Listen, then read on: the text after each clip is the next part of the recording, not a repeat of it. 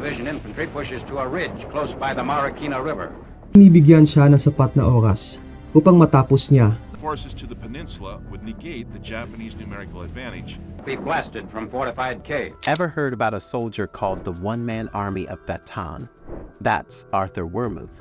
People wondered if he was a superhero or just a brave guy taking big risks, mowing down enemies single-handedly, or a reckless daredevil who blurred the lines between bravery and foolishness. We'll crack open the history books and separate fact from fiction to see the real Arthur Wermuth. Think about it. It's 1942, and you're a soldier in the Philippines. MacArthur's initial attempt to defeat the Japanese without withdrawing to Bataan. In the beginning of March, Lieutenant General Homa added the 4th Division to his 14th Army and received enough replacements to reconstitute his 16th Division. World War II is happening across the globe, and the enemy has invaded these beautiful islands. Dense jungles with thick tree growth and muddy ground become the battleground. American and Filipino troops are dug into defensive positions on the Bataan Peninsula, a piece of land reaching out into the Pacific Ocean. They're doing their best to stop the enemy from moving forward. This harsh and unforgiving environment would become the stage for Wermuth's incredible story. Bataan was a temporary camp built by Americans and Filipinos to house a Philippine army of some 10,000 to 12,000 people. World War II was a turning point in world history, the last major fight against the rise of bad governments. Many people, like Captain Wermuth, stepped up to fight against unfair rules. He did it in a unique way, personally causing big losses to the enemy. Came rampant, maybe dysentery, malaria, dengue fever. We were burying 30, 50, sometimes 65 guys a day. Forget about your typical officer who just gives orders from a safe distance. Wermuth was a different type. He was a tough guy, raised on a ranch in South Dakota. When he was young, he rocked at sports, especially football, showing off his natural talent and leadership skills. In 1936, he joined the Army, feeling like it was his duty and wanting some adventure. He had a limited budget from both the Filipinos and from the United States to create this army. Many of them didn't even have guns. Many of them didn't have shoes. It was a pretty ragtag. Wermuth wasn't just thrown into any random unit. He was in charge of a special team of skilled Filipino soldiers known as counter-snipers in the 57th Infantry Regiment.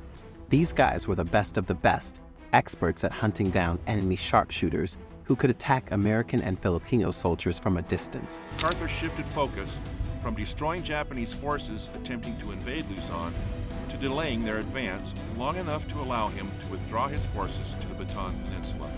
They were like jungle ninjas, quietly following their targets and eliminating them with deadly precision. As a result of Wermuth's leadership, There, the 26th Cavalry, elements of the Philippine 11th and 21st Divisions, and a handful of tanks delayed the Japanese, while the rest of the North Luzon Force. this unit took out more than 500 soldiers in just 3 weeks, while only losing 45 of their own. He was credited with 116 kills, making him one of the deadliest Americans in the war. It's an incredible achievement, showing the skill of the Filipino soldiers and Wermuth's talent in leading and planning strategies. So how did Wermuth get the nickname One-Man Army of Bataan? Whispers say he wasn't satisfied with just leading his unit. He was a man of action who often went above and beyond. The thing I want to say about Albuquerque, at that time, we had never met such pleasant people and people who were very conscious of being friendly to us during the time we were here. We really enjoyed being here. Stories claim Wermuth would disappear into the jungle alone, crawling behind enemy lines under the cover of darkness.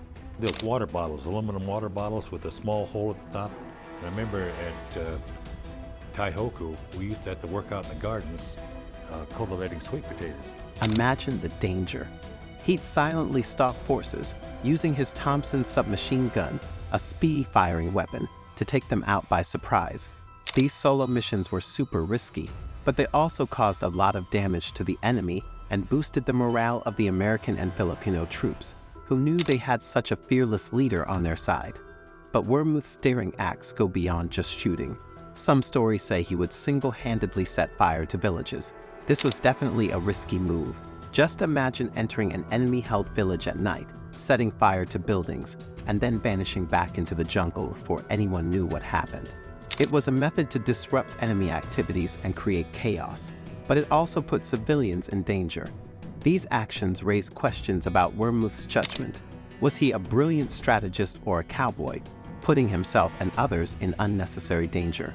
There's no way they could meet Yamamoto's June date, and attacking Fiji and Samoa would bring out the U.S. fleet into the big battle anyhow, so let's do that. There are also stories of Wermuth stealing enemy horses for fun. It highlights his boldness and maybe a bit of humor in a tough situation, but we need to remember how serious war is.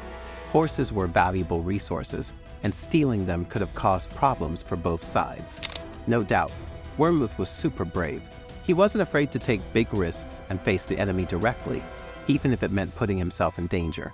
He got shot several times in the battles, proving his willingness to get into the thick of things. Once he tumbled down a steep slope and got captured by the enemy. But even as a prisoner, his fighting spirit never faded. He died. Despite his injuries, Wermuth managed to survive the Bataan Death March thanks to medical care in a hospital.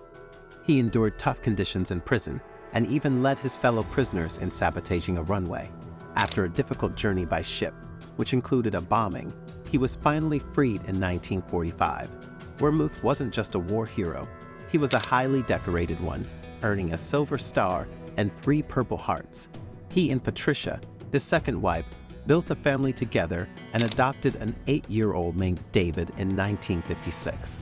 Wermuth enjoyed a successful career as a city court marshal, but in his later years, he faced legal troubles. So how do we judge Arthur Wermuth? Was he a real-life Rambo, a soldier who thrived on danger, or was he something else? Germany had already studied Japan's method of handling subject peoples. Similar methods were applied in Poland and other countries. The truth is probably somewhere in between. There's no doubt he was a skilled and effective soldier who played a vital role in the fight for Bataan. His leadership and the skill of his Filipino counter-snipers inflicted serious damage on the enemy. But his methods were often unconventional, to say the least. He blurred the lines between bravery and recklessness. Some of the stories about Wermuth are hard to confirm. Did he really take down hundreds of enemy soldiers all on his own? The confusion of war can sometimes make it tricky to know for sure. But one thing is clear, his bravery and impact on the Battle of Bataan are undeniable. We encourage you to do your own research and learn more about Arthur Wermuth. What do you think? Was he a hero or a cowboy?